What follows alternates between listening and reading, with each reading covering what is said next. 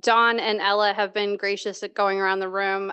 We pulled up this slide as well. We're going to be using Mentimeter today to collect responses and do engagement. So please either scan the QR code on your agenda or on the screen, but you can also just go to the website menti.com, and up on the screen is the code for that as well. Yes, the Wi-Fi is, there are signs around it. It's just Ben Franklin guest, and it'll pop up a screen. You just have to accept the terms and conditions. There's no password or anything like that. So you can join the Wi-Fi here.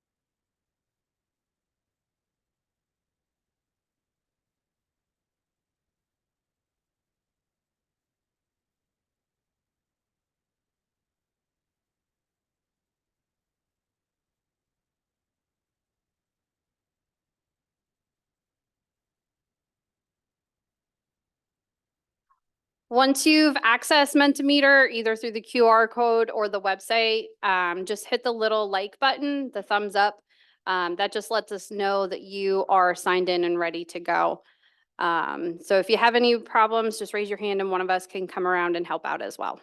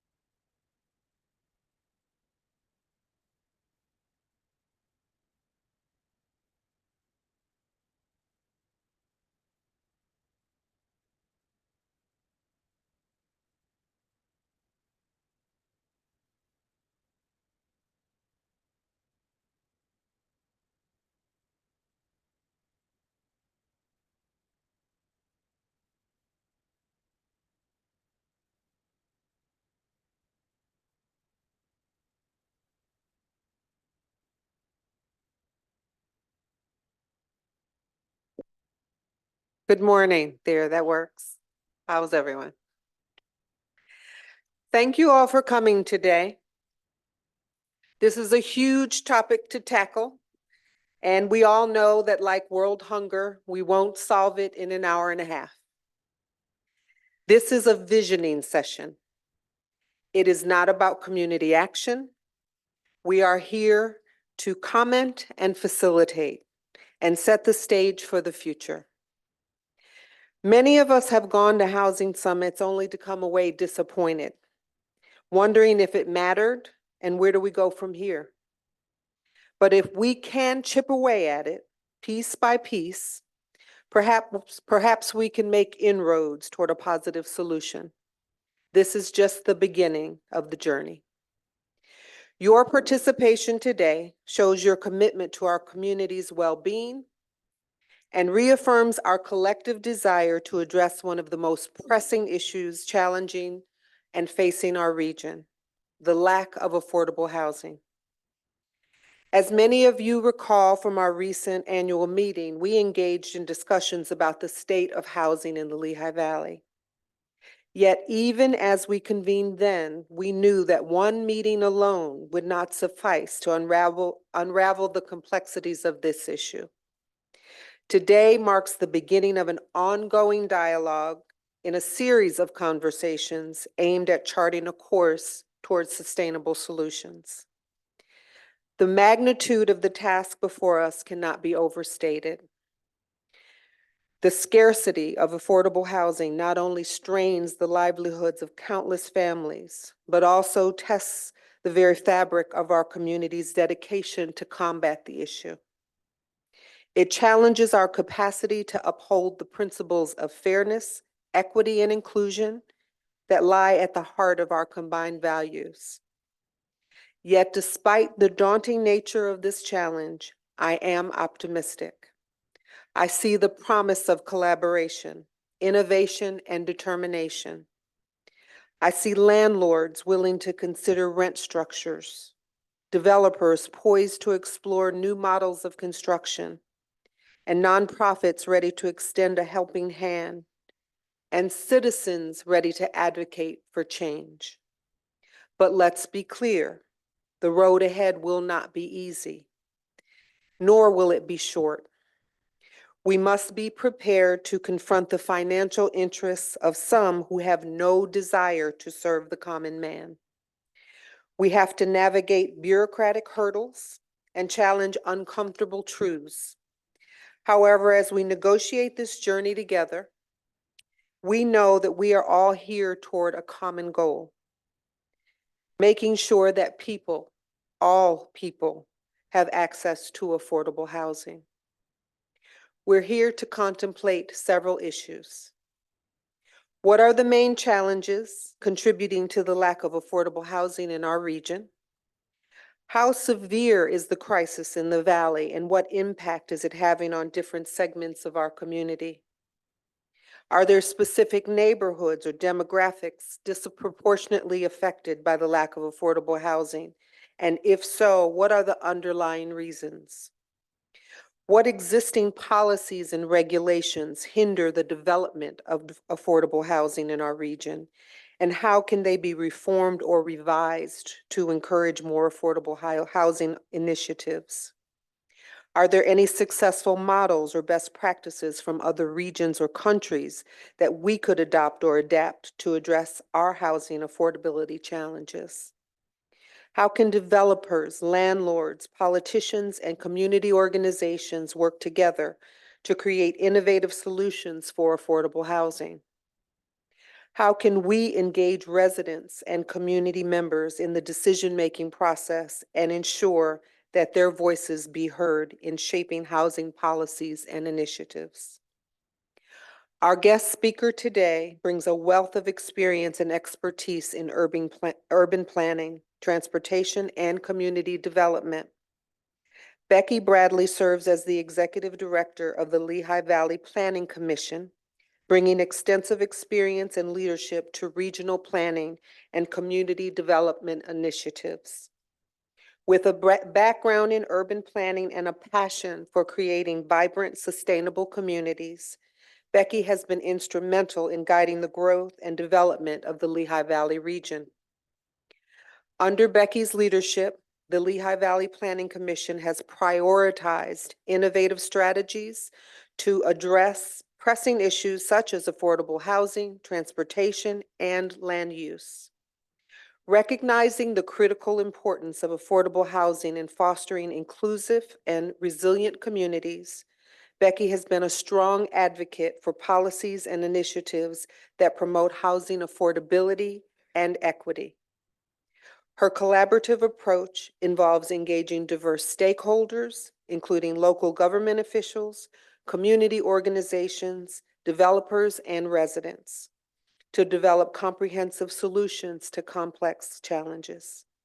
So without further ado, it is my distinct honor to introduce our guest speaker for today, Becky Bradley.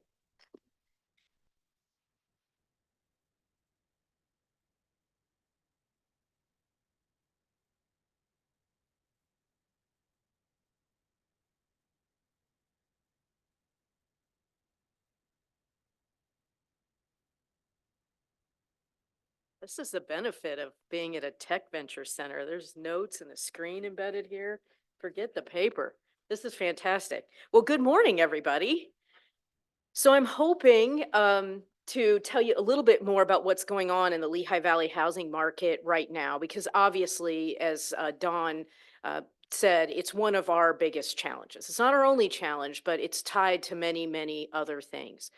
So I really want to focus on the trends, what's happening now, and those are diverse. So it's everything from societal and technological change to environmental, political, and economic change. And stick on the political part a bit. We'll come back to that. So the Lehigh Valley has shown incredibly consistent population growth, increasing an average of a little more than 4,000 people per year sustained since 1960. So we've been, even with the decline of things like Bethlehem Steel, we've still grown.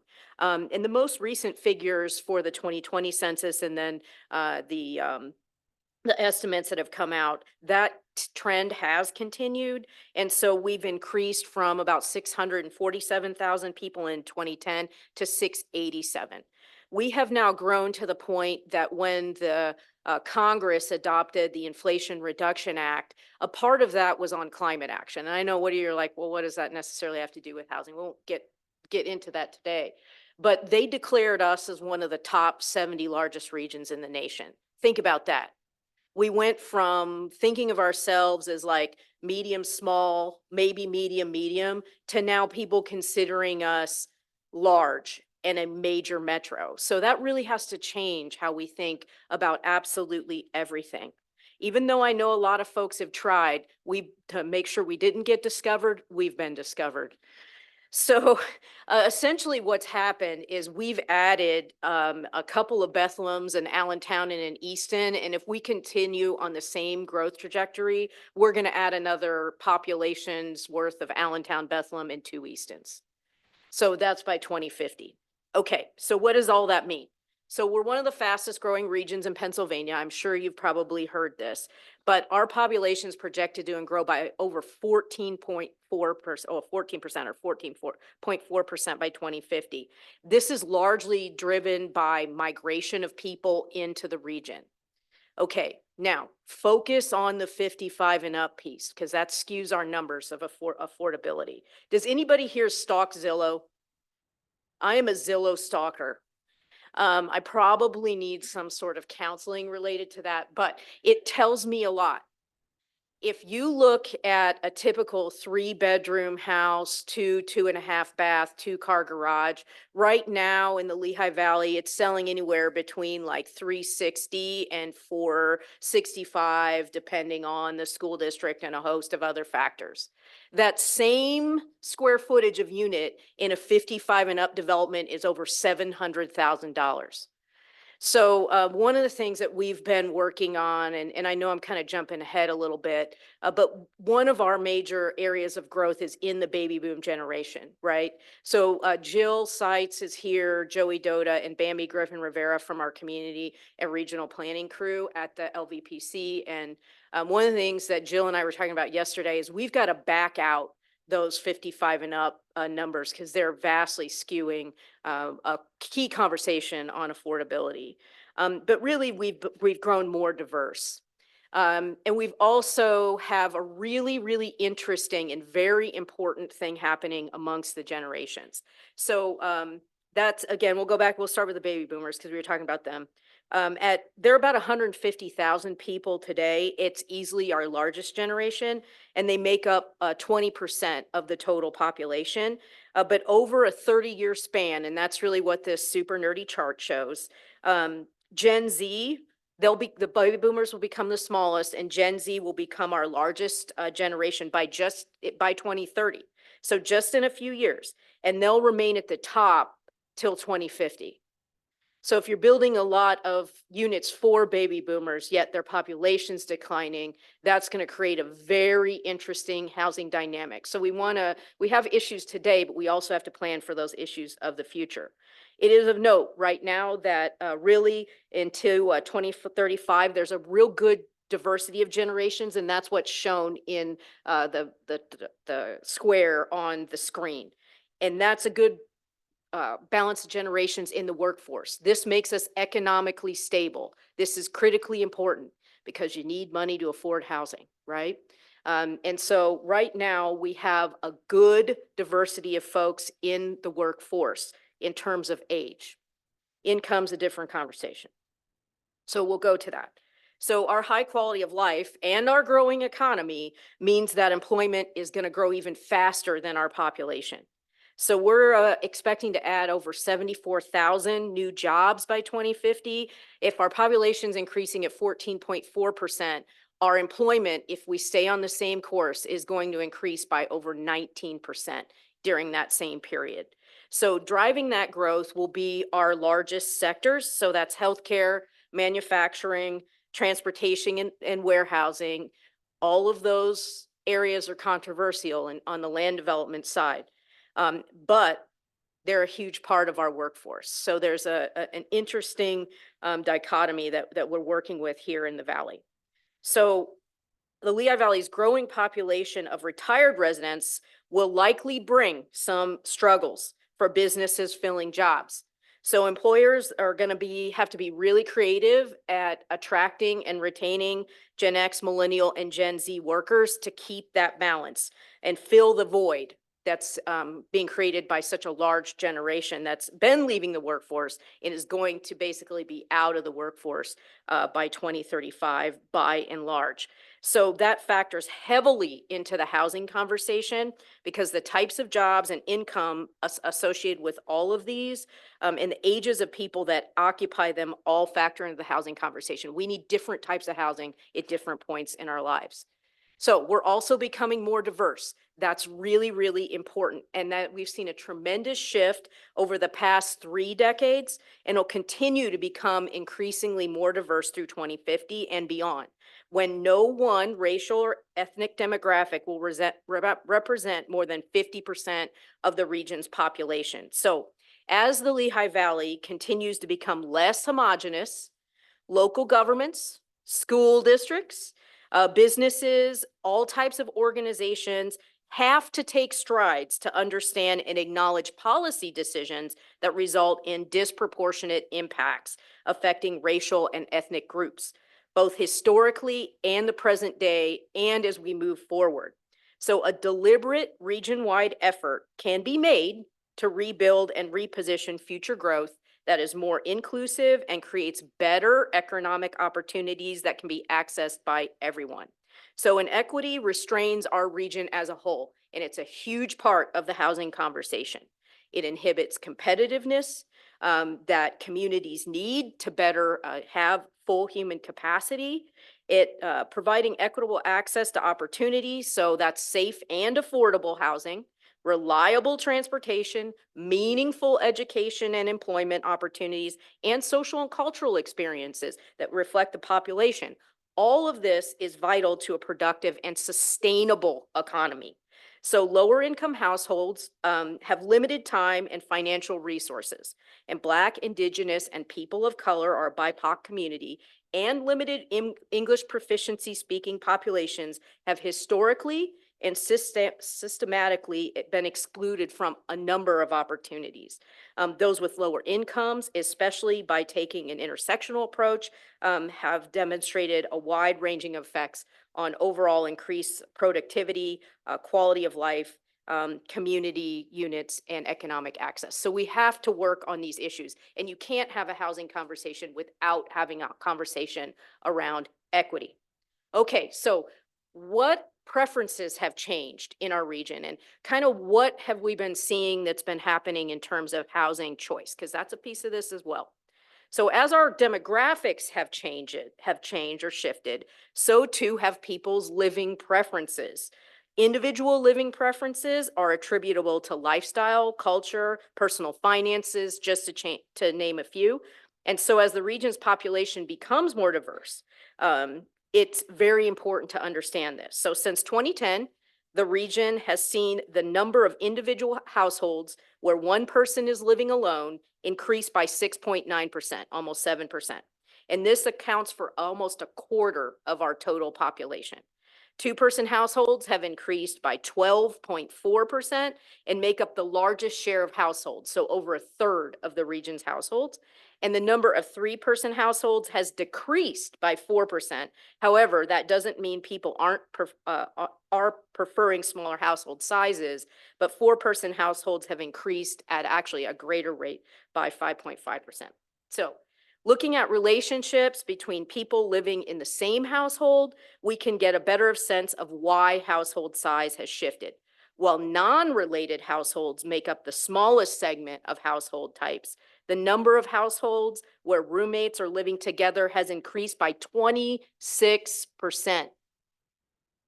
So in the Lehigh Valley, and that's just since 2010. So individuals living on their own has increased by 6.8%, and single parent households have increased by 19%. Single parent households by 19%. So those folks are going to need more support from their community. And that factors into housing location decisions and a whole host of other things. So married couple families are still the most common type of household in the region, but over the last 12 years have decreased from 53% to 50% of households. And the number of married couple households hasn't changed in that time. So the number of households in the region grows. The growth is most attributable to less traditional household types. So that's critically important for us to understand in the types of housing that are available and that folks are going to build. So among these shifting household types, the region has seen significant growth in multi-generational households, and this obviously can take many forms, over 19%. But I'm going to pause a minute, and I'm going to talk about a couple of definitions. I know we're going to talk about them a little bit later in more depth, but it's an important piece of the conversation when just looking at the housing market overall, so you understand how we put together our data. So definitions when talking about housing are obviously critically important. There's an ever-present need for affordable housing. We call that housing with the big A, because this is where we have crisis situations, right? And a crisis is a bigger issue. So it's housing with the big A. So that's low to moderate income individuals and families that are the most vulnerable. And people may not be vulnerable now in their lifetimes, but they may be vulnerable in other periods of their lifetime or have various times where they're vulnerable throughout their life. So it's an important issue for everyone. And there are many, many highly specialized professionals working in government, working in nonprofits, in particular those two sectors, but not exclusively, on issues of affordability. The cities and counties each have robust affordable housing programs. Agencies like our host CACLV here have been dedicated to building and maintaining affordable housing units, home ownership counseling for low to moderate income families for decades. And that's just to name a few important roles that the affordable housing community delivers. Okay, now there's the housing with the little a, or attainable housing. Everyone needs housing. So the field of attainable housing looks at all housing needs based on all levels of income. This work is often done by planners like the LVPC, realtors, housing developers, and financial institutions that fund construction and purchase. No money, no housing, right? So the financial institutions are absolutely critical. Note that some government entities, some non-governmental organizations, and the for-profit community are largely working on issues of attainability. So in general, that attainable housing community is a cross-disciplinary group similar to the affordable housing community, but we have to make sure that they intersect appropriately to unlock the region's housing issue. So hold that thought, because this gets down to what's affordable and what isn't region-wide. So financial constraints have been growing for Lehigh Valley households since at least 2010, which was roughly the bottom of that housing downturn, and is a symptom of our region and our nation's substantial housing shortage, and the mismatch between attainable housing and household needs as a result of a compressed market. Remember that housing downturn, 2008, 2009 or so? Like, no one wants to really talk about it, but we have to. That led to nationwide housing underproduction. And we had a growing population trying to move here and jobs growing faster than the residential population and an underproduction of housing. So that's what creates the situation we're in today with a lack of housing across the board, really. So when we look at household financial constraints through a measure of called cost burdening, it's determined based on 30% of a household's income. That's what cost burdening is. So a household spending over 30% of income is cost burdened. So they're more likely to struggle to pay for things. So approximately 192,000 people in the Lehigh Valley are cost burdened today.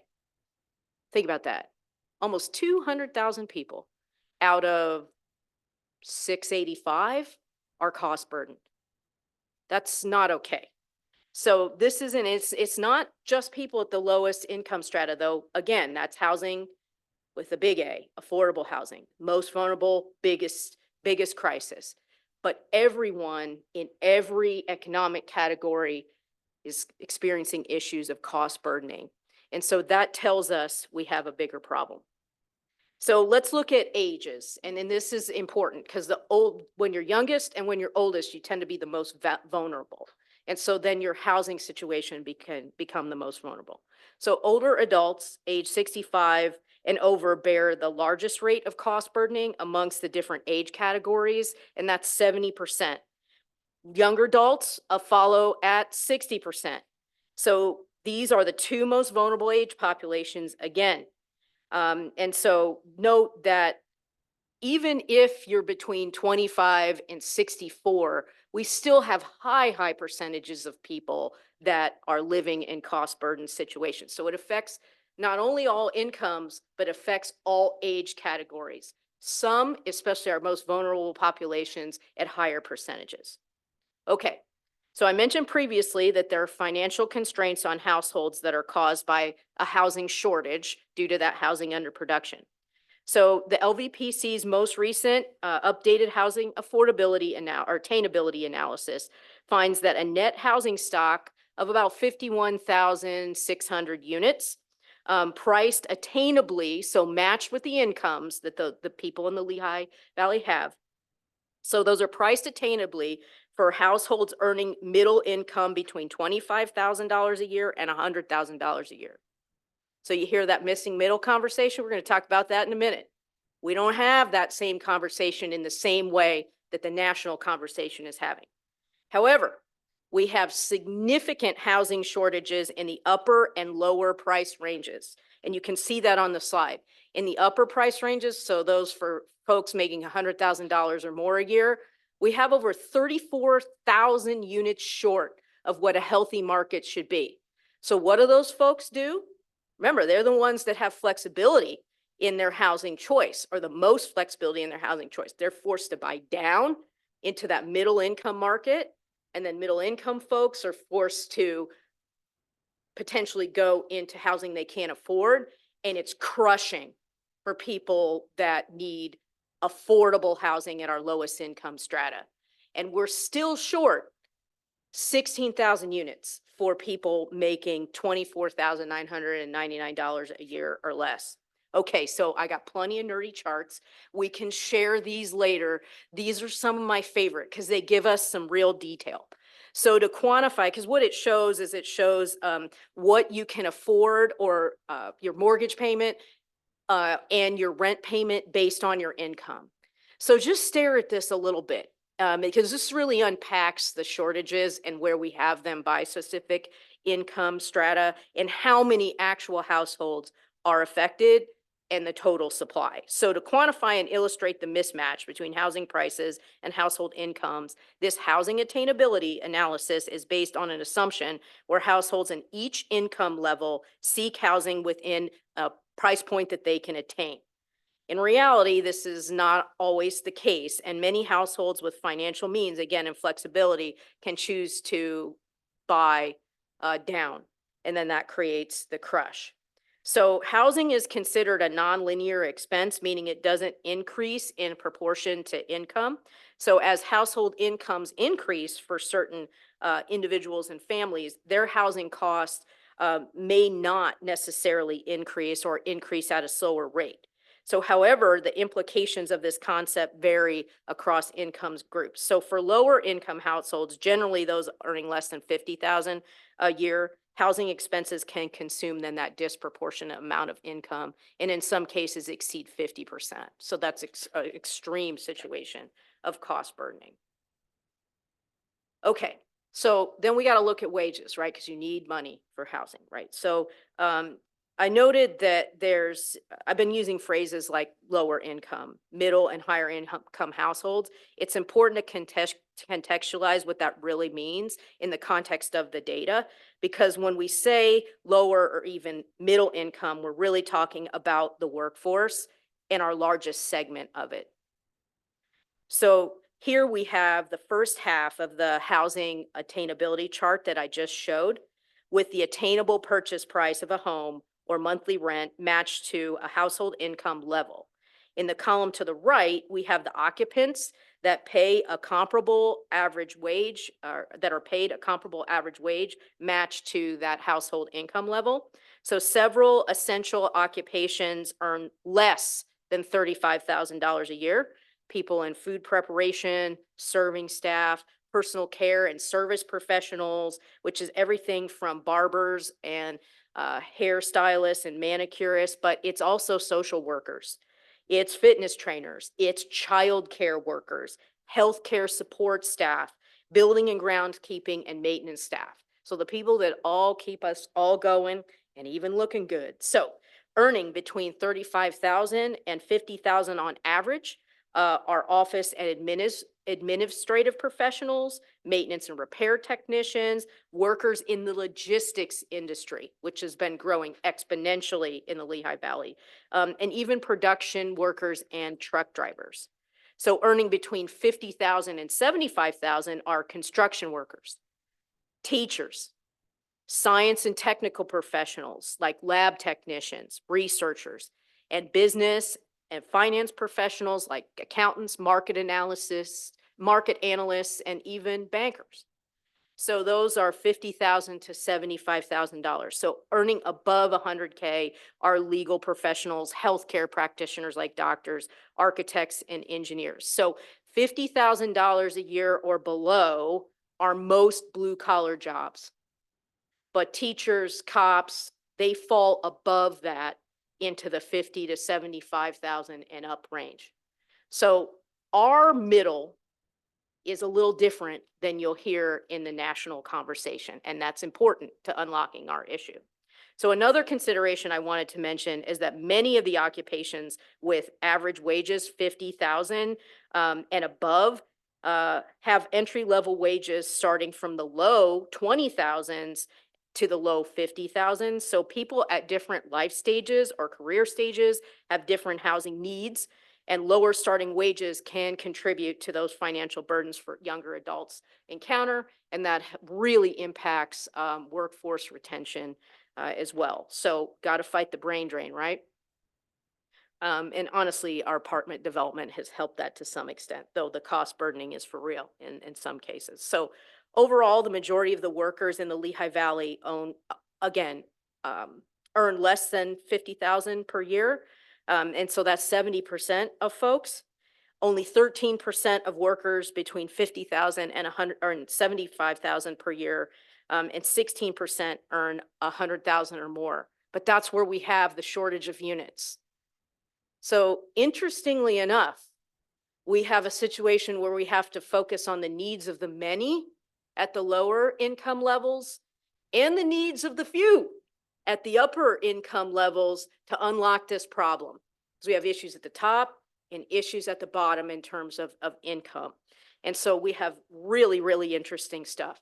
So I saw a really cool sign on the way in that CACLV did about 50% of housing units in Allentown were built, I think, since 1950 or before 1950 or 1960. And that is an issue across the Lehigh Valley. But the types of units are critically important to this conversation as well. So we do have a lot of single family detached housing, but we also have a lot of attached housing. We have a good deal of 3 to 9 unit apartments and 10 units and up. So these are all important. And this we call it the Candy Mountain because it looks kind of fun. But what it really shows us is even though we had that downturn and we still didn't have a lot of housing production up until like 2018, and then you can see it starts slowly creeping up until we hit a high in 2022, and then 2023 it started to come down, and that has a lot to do with interest rates because remember, no money, no housing, right? So when the central bank, which is the Federal Reserve, starts pulling back, raising interest rates, that's going to decrease housing production. But if it takes 3 to 7 years for a housing development to go from a proposal stage, which this shows proposals, to construction, we're now just starting to see some of those units that were proposed way back in 2017, 18, 19 come online. And so we have to account for the delay. The interesting thing is the types of units being proposed. Apartments obviously is the largest majority of those, followed by some single family detached, but we start to see a real increase in attached type housing. We've also seen an increase in density. That's very important, even in the suburbs, because we can't just have the 3 cities taking the burden of all the region's housing, though they have had the most amount of housing proposed between the 3 cities. So there's a move back into the urban cores, and there's also a move towards density, even in our suburban communities. Okay, so Jill's back there laughing at me because she knows I hate suburban schlock. Why? Because I don't know where I'm at. I'm stuck in that cul-de-sac, driving around in a circle, not sure how I'm going to get out and get to the Walmart. So we really, when developers are proposing, because communities are demanding it, people are demanding that they have a better connectedness to their place, I think the ship has sailed on some of the late 20th century style development that we saw. What we're seeing coming into our office, what consumer preferences are telling us is that people want to be able to walk to a coffee shop, to a grocery store. They don't want to necessarily have to get in their car and drive there. And where you can get your highest rents and where you can get your highest sales prices outside of the 55 and ups, remember, because baby boomers have very specific needs, unlike any generation in history.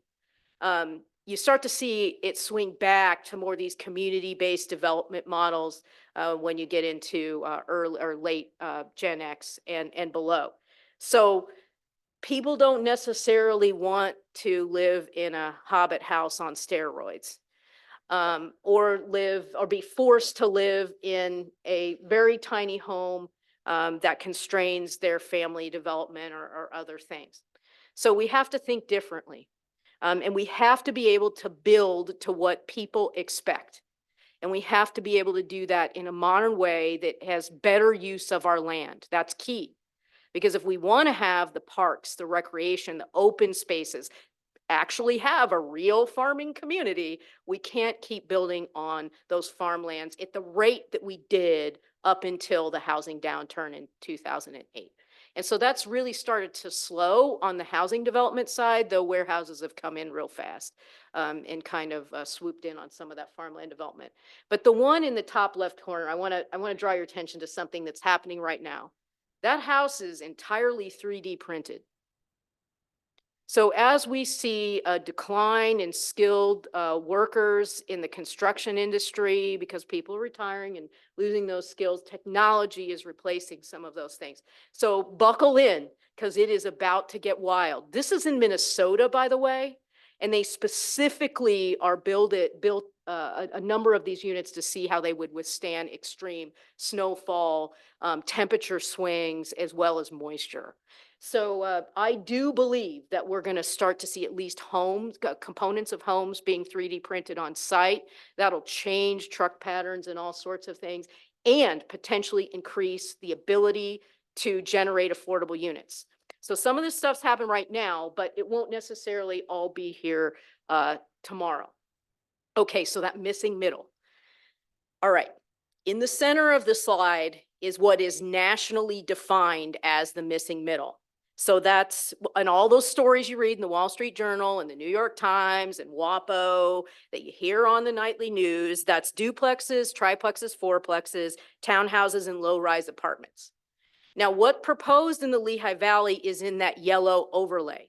So that's all of those plus mid and high rise apartment buildings. However, if we're going to unlock that shortage at the top, we have to build market rate units for single family detached, duplexes, triplexes, and fourplexes at greater numbers than are being proposed today. So that's over here in the green.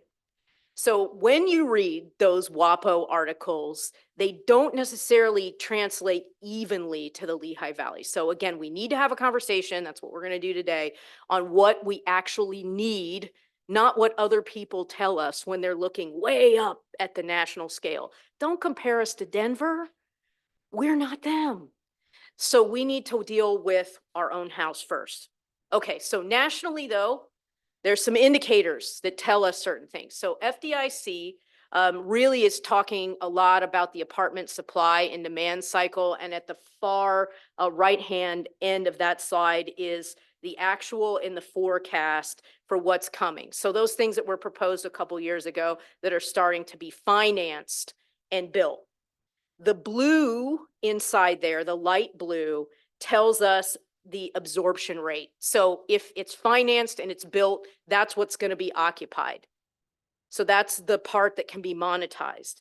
The navy blue bars tell us, and you see that exceeds the light blue, what's being built and completed but not occupied. So what this tells us is there's a pulling back of financing in the rental market nationwide. That's very important. I do believe in certain parts of the Lehigh Valley that we're overbuilt in apartments. And I do fear when a number of these come online that they won't necessarily be occupied. And we've completely ignored the ownership part of our market for a long time. Now, there's other parts in the Lehigh Valley, like downtown Allentown, for example, they can keep building apartments and they're going to be absorbed. But you start building them further and further out in the hinterlands and they won't necessarily be absorbed at the same rate. So this is how the feds determine monetary policy, a key piece of it. So again, if you don't have money, you can't get it built. And if you don't have money, you can't get into ownership, you can't pay your rent and other things. So it's very important to watch the FDIC and watch the Federal Reserve in terms of what that means for the Lehigh Valley. I'm going to end on 2 slides here. So this first one shows what the effects of interest rates are. So back in 2021, when we were at that really low point for interest rates of 2.65% for a mortgage, you could buy a $360,000 home with a 13% down payment and have a mortgage of around $2,000 per month. Now, that same house, with the increase of interest rates from 2.65% to 6.67%, which I think Jill pulled into last week, still same amount of down payment, $46,000, your monthly payment goes up to $2,834, a big difference between $2,080 a month and $2,834 a month. That could be your electric bill, your cable bill, your taxes, all of those things and more rolled into that. So that means that someone that had that same financial picture would have to reduce their purchase price down to $268,000. So think about that. And that's the effect of just interest rates on purchasing. Okay, so I'm going to end on this one. Shelter costs. All right. So this again tells us what's happening overall in the economy. And I'll walk you through this. So that royal blue color is the services less your shelter costs that you have. Your yellow color there is food and gasoline, so your non-durables. Then your durables are like appliances, new and used cars, so things that have a longer lifespan. That's in purple. And then your orange is your shelter costs.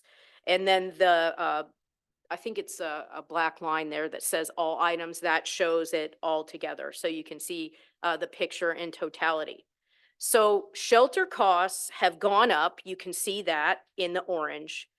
You can see the increase in non-durable costs. You can see the increase in services costs, but you can see it's starting to decline since the height after the pandemic.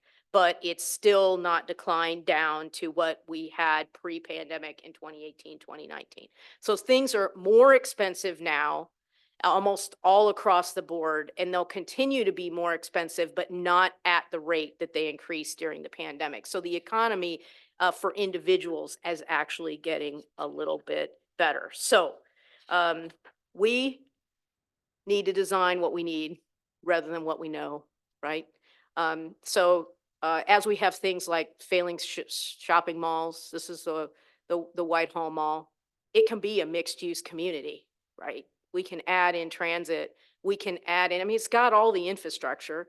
There's more road right away on MacArthur Road than there is on Route 22. Tell me how that happened.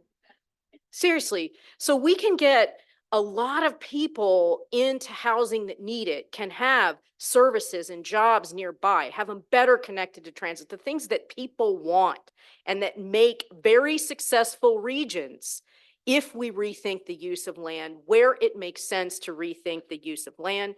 And we also need to allow more suburban infill, got some little cottages there in the back.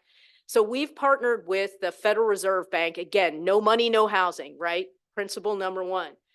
So we partner with the Federal Reserve Bank. Lehigh County is a funding partner, and the Urban Land Institute to create a business plan to increase housing supply. It's exactly what we're doing. We're calling it a housing supply and attainability strategy. I'm excited for the conversation today because, again, there is a whole group of people that are specialists in affordable housing. We need more of them and more resources towards affordable housing. But if we don't unlock those issues at the top as well as the bottom, and we need to work together on this, and there really aren't people focusing together around those issues at the top or those issues of the market rate. So we're going to be working with the people with the money that can help us do that. And the Urban Land Institute is going to help us facilitate that. And we hope that with CACLV and with all of you, that we can continue to work on these issues. Thank you.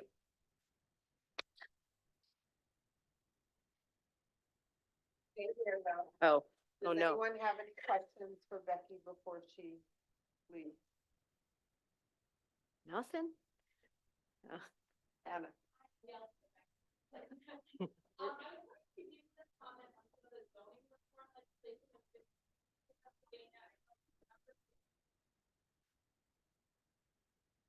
Mm-hmm.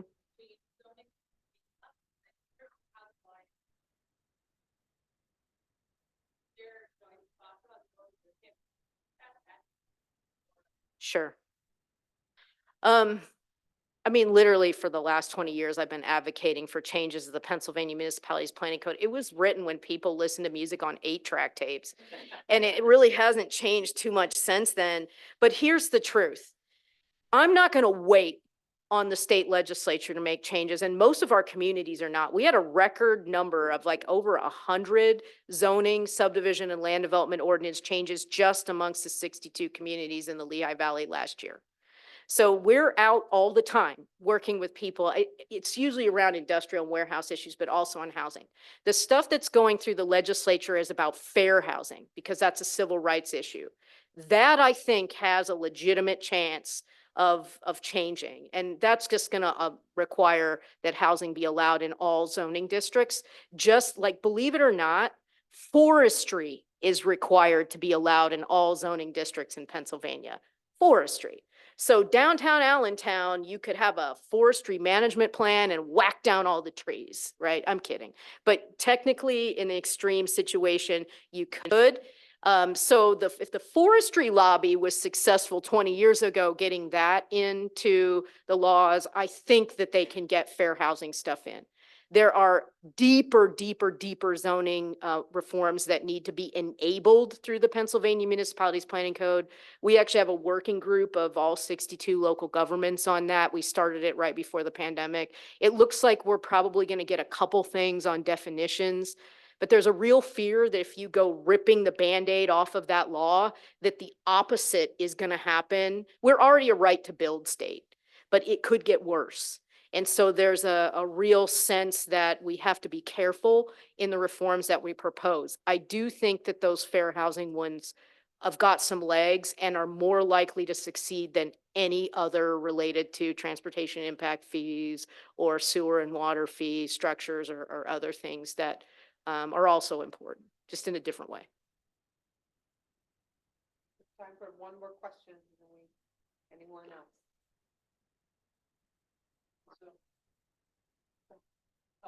I guess, so one of the things that I think about a lot, like in Allentown, we already have a lot of affordable housing. We're always looking at ways that we can make it easier, develop more affordable and attainable housing. I think a lot of three cities are kind of the same way. How do we address the suburbs that don't want attainable housing or affordable housing, or have zoning regulations that allow for that type of development? Most of the time, it's not the zoning regulations. There's been a lot of changes. It's really the bananas, the build absolutely nothing near anyone residents of our suburban communities. Case in point, South Whitehall Township, great development, right, surrounded by other development, but it was like the last field, right? It's literally right by the Target. And a bunch of office buildings and other services, a Weiss Market and other things. But the people around there liked looking at the open space that they didn't own. And so when a really nice townhouse, apartment, mixed-use development was proposed that actually had transit access and other things, it resulted in the entire South Whitehall Township supervisors being basically booted out and replaced with a no-growth platform. Right? So a lot of the issue is in the public and fear of paying more taxes. I know it's crazy, and I've said to the staff, like, look, I'm willing to walk into the buzzsaw with this attainable housing plan, but I'm only going to lose a finger, right? Because if we all get cut in half, we die, and we can't keep doing this work, right? So we are willing to take some arrows on this issue through that attainable housing strategy, because that's really, you're right, that's exactly where we intend to work, because that's where we have to increase housing production. But we have to just know that the Facebook mafia is real. And I'm not discounting how people feel. I don't want people to think that. And I deal with things by making hyper sarcastic jokes. That's just how I deal with things, because it's frightening otherwise. But for me anyway, but it's one of those things where we just have to keep working together on these issues. I think the issue is that the three mayors are doing what they need to do. The county executives are trying really hard on these issues, by the way, too. We have some good leadership overall on these. But our school boards are one of our biggest challenges. They're usually the behind the scenes leaders of the Facebook mafia, saying we can't educate kids in the school now, we're short on resources. Their issues are real too. And so there's this whole complicated web of things that are affecting the housing production and density conversation for sure. But the truth is if we continue to do nothing, we get what we get. So we have to be brave and walk in and be willing to work on these issues together. And I mean, I just touched on a little tiny bit of it. It's complicated. There's sewer and water issues and other things too. Yeah.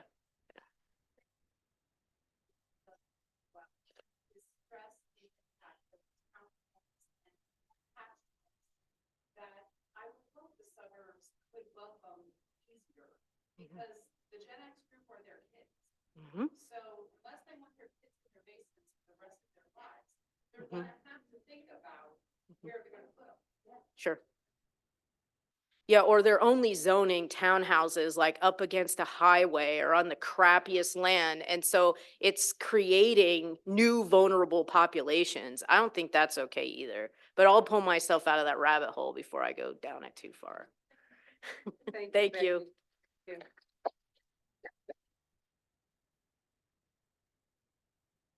So I know that is a person or two in the room who have made it known to me that they may have to leave a little early. So part of this conversation was wanting there to be people from cities and counties and government officials in the room so that we could, in future conversations, begin to talk about legislation and different things that need to happen.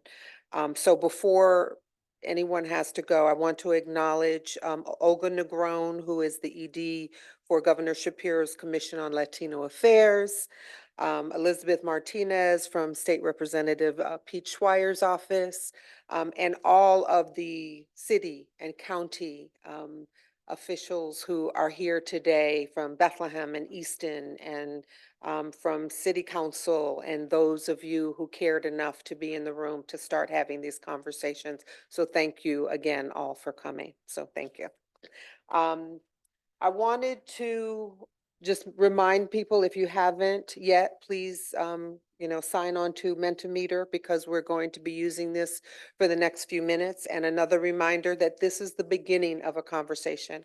We will not, in the next 40 minutes, be able to tackle everything that relates to this issue, but we're going to start, and what we come out of these sessions with, the questions that we have, are further conversations. We'll begin to do a deeper dive into those questions. So as we meet again in the months to come, we will have the people who can answer your questions and can probably lead us in the direction that we're trying to go. So for the next 15 minutes, let's clear the air. And I would like you to go on your Mentimeter, and we would like this is your chance to share your frustrations, challenges, and what you have tried but have had no success in or progress in doing. So either raise your hand if you're not one of those people who want to be on your phone, or share your thoughts through Mentimeter. So I'll give you a couple minutes.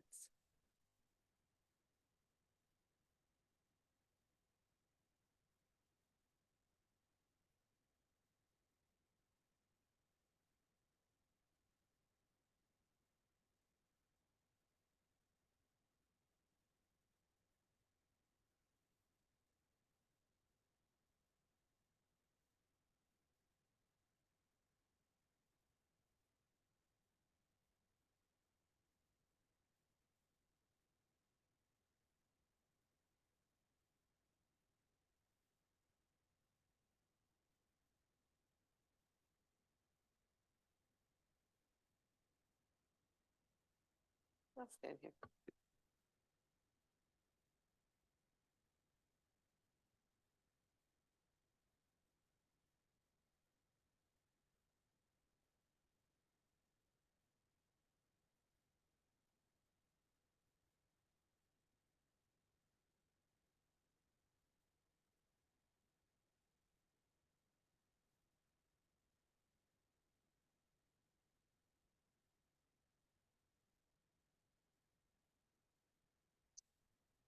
So I'm going to start reading a few of these, and all of these answers will be available to you after this session. Everything that we have done today will be provided to you via email. So hopefully we have all of your email addresses.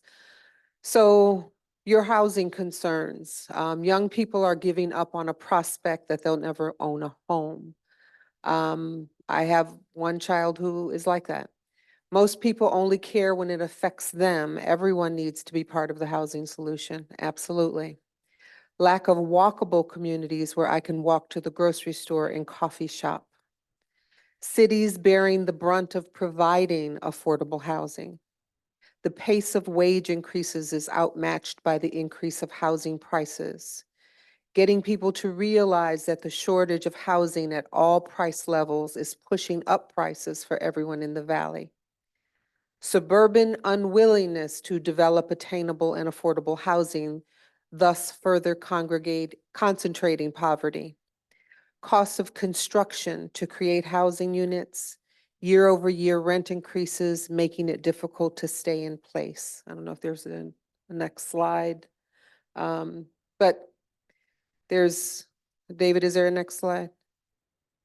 No, okay. I was trying to get to the rest of them. So those are some of the things that you guys have commented, and all of your comments will eventually be put on paper and given to you.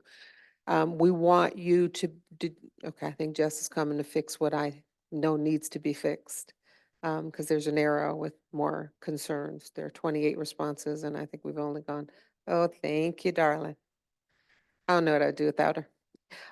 Educating landlords on Section 8 vouchers as a requirement so they understand the process at least. The frustrations of a young person when home shopping after repeatedly getting beat out by cash offers. I've had that happen.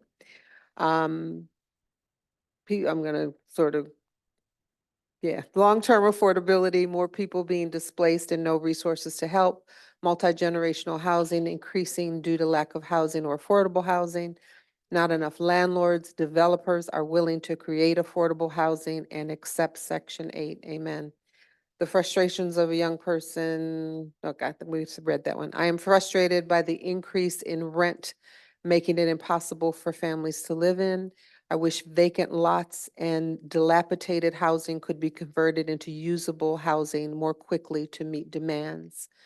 Challenges with zoning issues in smaller suburbs to Lehigh Valley. They want to see their downtowns develop, and some have run out of sewer capacity. I'm just going to read a couple more because you guys can read too. Finding investment opportunities in affordable housing, financing projects to receive a fair return to build and maintain housing that's attainable for mid to low income. And everyone deserves a safe place to call home. So you will get all of these emailed to you, but that is part of the challenges that we have here in the Lehigh Valley. So next, we will set the stage. I'm sorry. Next, we'll set the stage for continued and future discussions. Today's discussion, we hope will help build the structure and topics for our next summit. Remember, this is a visioning session. Define what affordable housing is for the Lehigh Valley, what affordable housing is now for the Lehigh Valley. In a few words, define what you think affordable housing is now for the Lehigh Valley.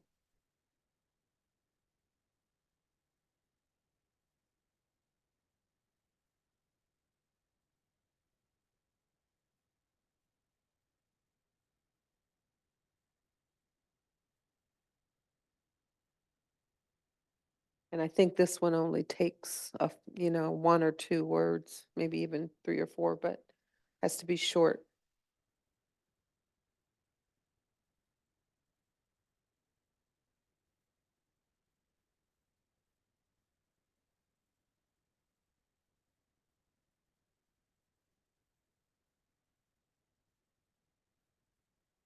We've gotten 13 responses. I know there are 30-some people in the room, so keep going.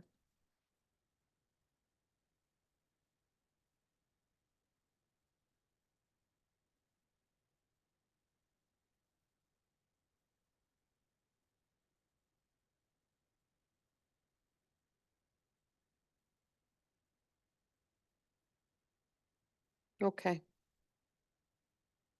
Give it a couple more minutes.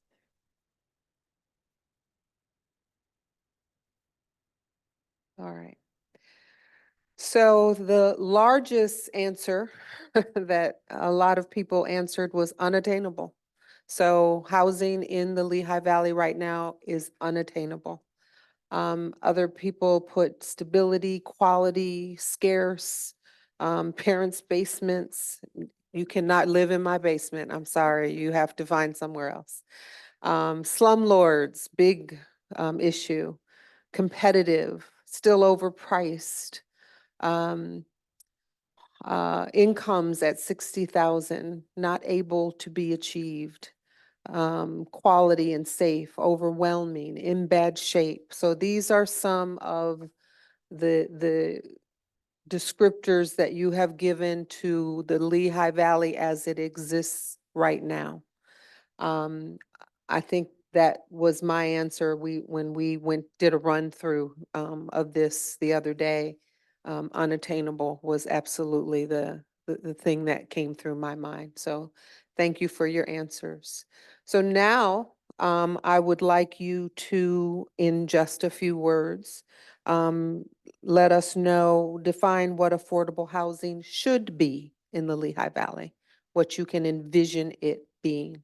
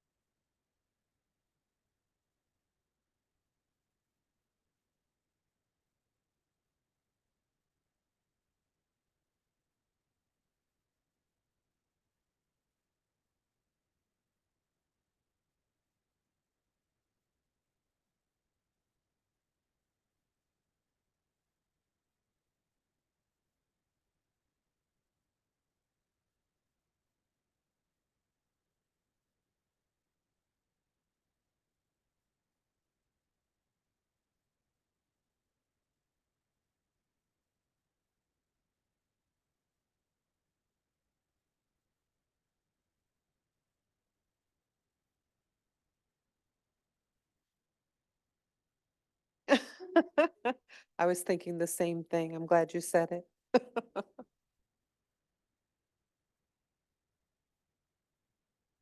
Okay, so what we have is what it should be, is safe, attainable, accessible, available, quality, equitable, standard of living, with my income level non-competitive, safe and easy to obtain, realistic, trusting, not concentrated in the city, basic apartment units, comfortable, single family. So again, all of this will be provided to you, but these are what you all think that it should be in the Lehigh Valley. So next, we asked you in the invitation for today to provide feedback in advance, and here are some of the common themes from your responses about the priorities in addressing the affordable housing crisis.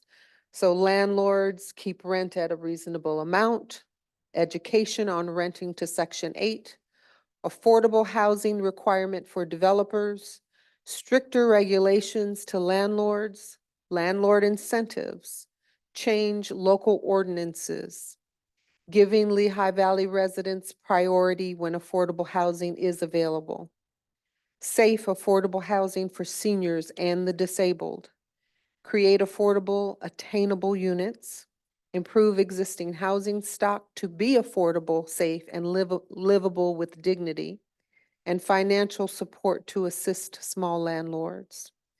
So now we would like you to prioritize and rank these responses through Mentimeter.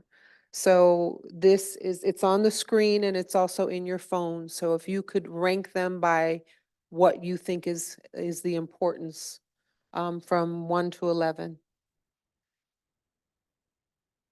So just so you're aware, if you're working on a mobile device, you sometimes just have to tap them and it will slide into the ranking position that you want. And then you can rearrange once it's ranked.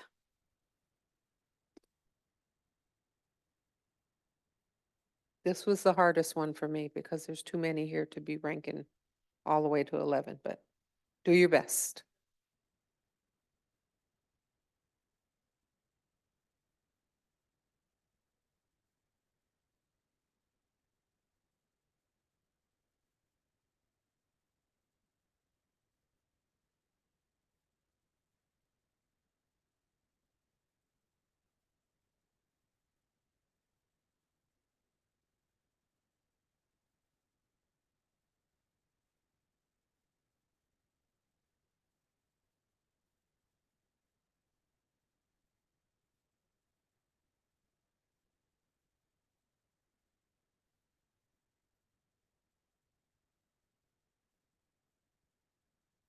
For investors in the room, I would tell you invest in Mentimeter because it's really cool.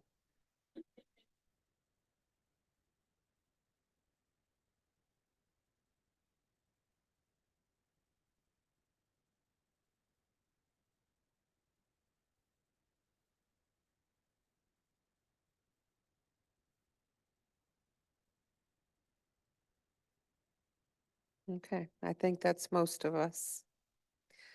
All right, so first and foremost, well, we got a couple people still coming in, I think. To improve existing housing stock to be affordable, safe, and livable with dignity was the #1 answer. To create affordable, attainable units was second. And we won't go through all of this because again, we'll be sending all of this to you. Safe, affordable housing for seniors and the disabled was third. A lot of people concerned about probably their parents and older people in their household. Change local ordinances is #4. I think that absolutely has to happen. Affordable housing requirement for developers is 5th. Education on renting to Section 8 just went down to 7th. Landlords keep rent at a reasonable amount is 6th. 8th is stricter regulations to landlords. 9th, giving Lehigh Valley residents priority when affordable housing is available. Landlord incentives. So now y'all are changing things, so I'm not going back up. Landlord incentives and financial support to assist small landlords. So now that I think we're complete from people putting their answers in, you will see what this looks like when we email it to you. So now let's talk about what's not on this list. If there are other things, bye Becky and thank you. Bye Mark.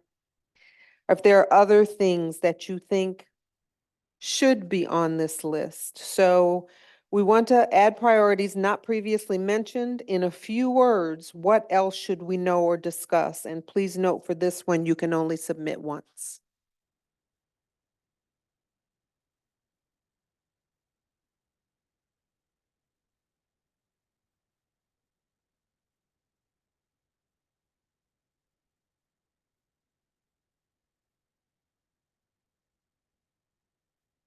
What things were not on that list that we should be digging into?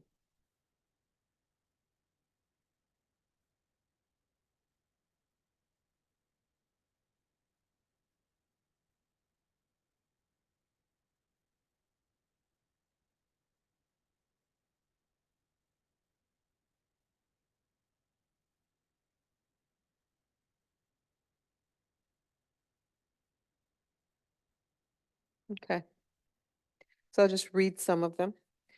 Improving municipalities' infrastructure to accommodate development, cooperative ownership communities. What are the challenges for developers?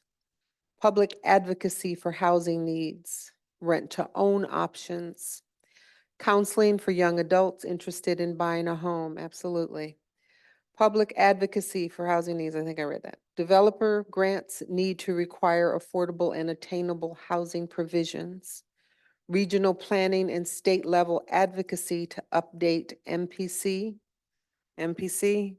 Municipal Planning Code, okay? Helping smaller investors find affordable housing projects to be something. Who's, oh, okay, involved with, okay. Growing number of extremely lower income families in the Lehigh Valley. I'm assuming that there is a growing number. Increase housing availability and affordability for families of 4 or more in various income levels. Education on home purchases. Research and development of adaptive reuse of existing buildings through a sustainable design and process. Mortgage approval qualifications, ability to qualify based off ability to pay rents. Find a way to get more individuals investing in affordable housing to build competition for business. Lawmakers could designate a percentage of taxes if citizens approve to specifically incentivize affordable housing, more job opportunities, and I think home ownership adds a connection to the community and pride in your home. Having more opportunities like that might cut down on illegal dumping. I'll read just a couple more. Providing housing for homelessness. Teenagers who are too young to afford housing but too old to be in foster care. How will improvements to infrastructure be paid for? What tax changes might we plan for to reduce the burden of fund development? What will happen if the needed changes don't take place by 2050?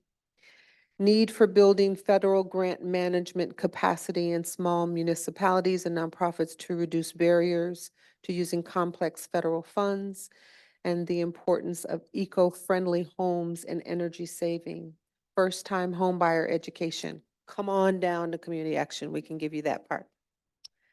Thank you. So all of these things that you guys are putting, we will attempt to find specialists in some of these areas so that in our next meeting, we can tackle, we're gonna kind of put like things near each other, and we can find those who can speak to these issues on a deeper level that are in government and municipalities. So we've heard from Becky and reviewed some of your priorities. Now let's brainstorm some goals for these summits. We'll start with short-term goals, items that could be addressed in 1 to 2 years. As an example, creating an action plan for local municipalities. So if you could put some of your responses in for short-term goals that we could be addressing.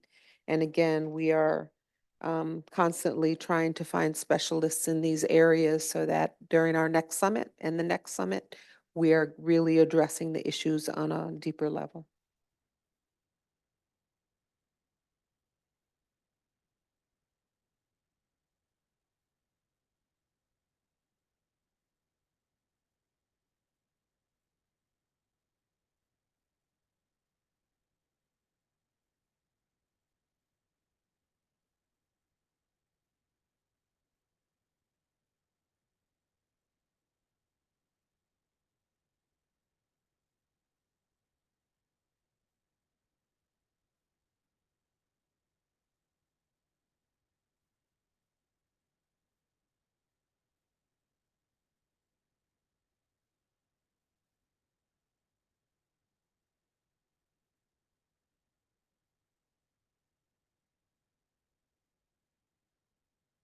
So I'll start reading as the answers are still coming in.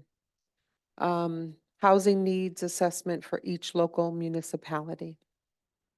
Urge your municipality to update zoning codes and join multi-municipal plane if not already in one. City and county grants for first-time homebuyers.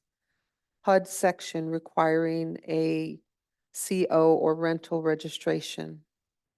Rethink Section 8. I'm seeing a lot about Section 8. Strong push for affordable housing. Bring developers into this discussion, absolutely. Educate municipal and township leaders on housing crisis and the need to respond. Make it a requirement for landlords to learn about Section 8 vouchers. Maximize public dollars with partnerships. Redevelopment of existing buildings versus building new. Create collaborative task force with developers. Change local ordinances to hold landlords accountable for the living conditions of the units. Hear, hear. More funding for local municipalities to address owner-occupied rehab, affordable housing units. Lehigh Valley should work collectively on this for funding.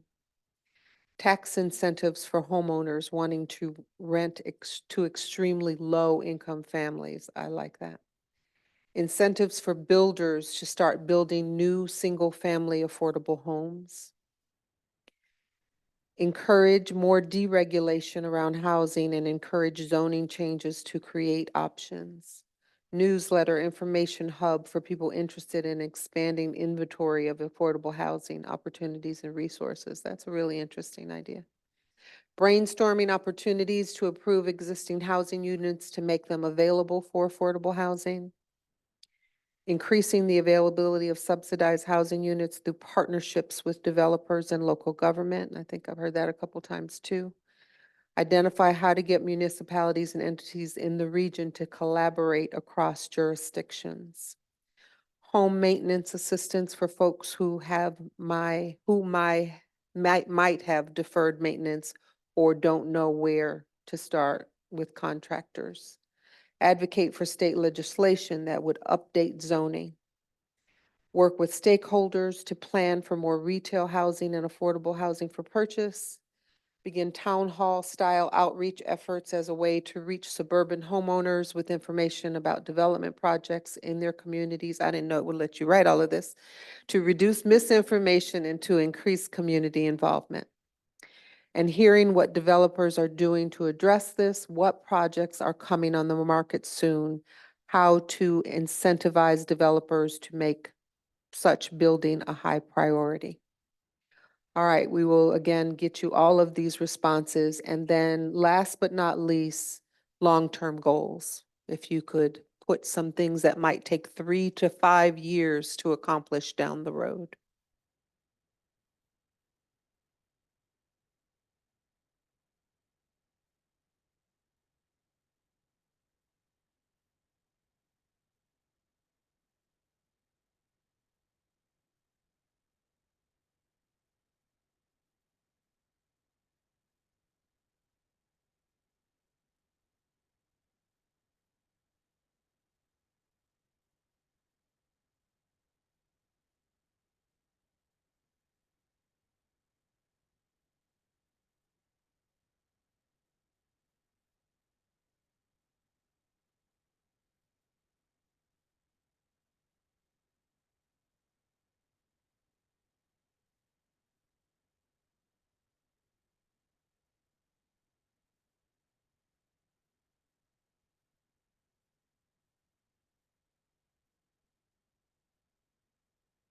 So in an attempt to get you all out on time, I'm going to start reading these.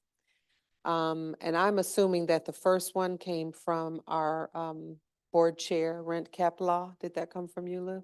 No, it didn't? Okay.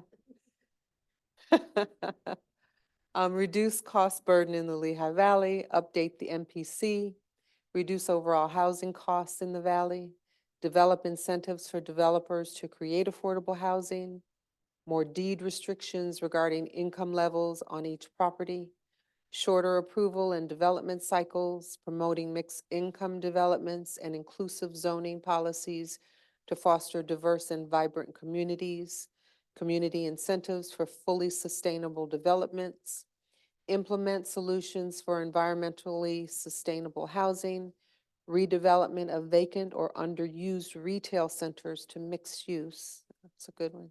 Incentivize affordable housing development, build less apartments and develop and or rehab more single-family detached homes. And there's funding that needs to be involved with that.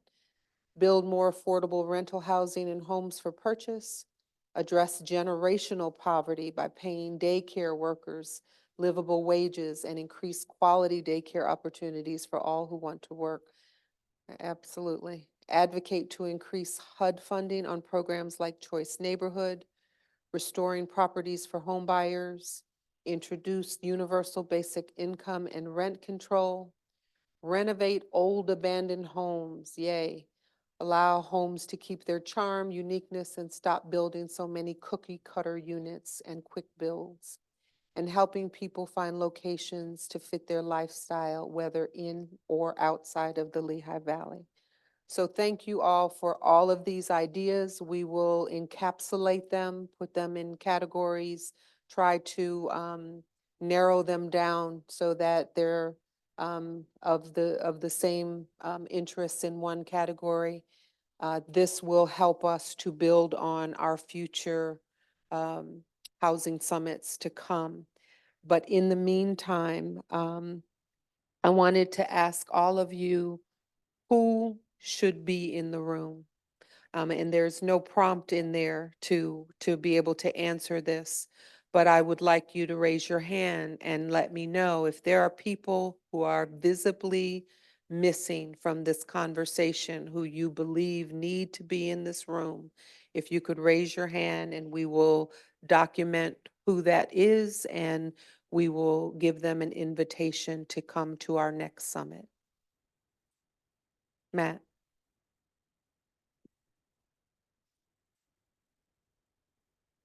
Okay, real estate developers, yes. Bob, property managers, absolutely. Absolutely. Vicky?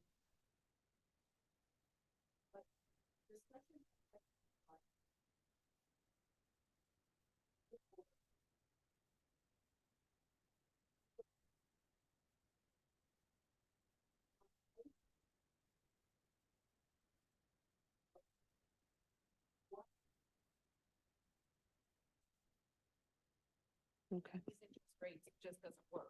So I think the developers also need to make their pitch about why they can't build affordable housing in the current climate, so that everybody understands that before we move on to have creative solutions. Absolutely. And I think there will be people who are developers who don't want to be in the room. That's not what they're in it to make money, and they want to be profitable. And so they won't come, but we understand that.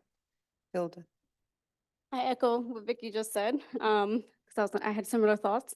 But in addition to that, we saw some trends in Becky's presentation, and I think having some folks in the room, who some of those trends predicted that, this will be their situation later, having those individuals at the room. So I'm talking about the younger or low earning, 50 plus, if you will, or higher earning folks that, the housing climate might be different for them in years from now. So I think having that representation in the room, because looking at those trends, we might feel like, oh, it's safe to assume this, but I think too, when you get that qualitative data, it can probably give us more insight as to, is that actually the case? What are these, say, young people thinking? Do they want to be in apartments forever? Or are they actually, are we going to see us go back in time, in essence, right?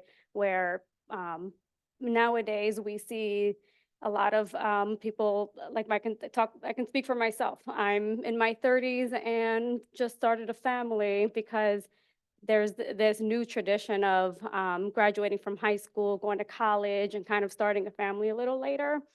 But I'm getting the sense that that could flip-flop at some point in our life, and then our needs are going to change again. Yeah. So should we sort of be tied to the trends that we're seeing, or should we kind of think a little bit deeper about, other possibilities or wrenches that could be thrown into that, if you will, in the future?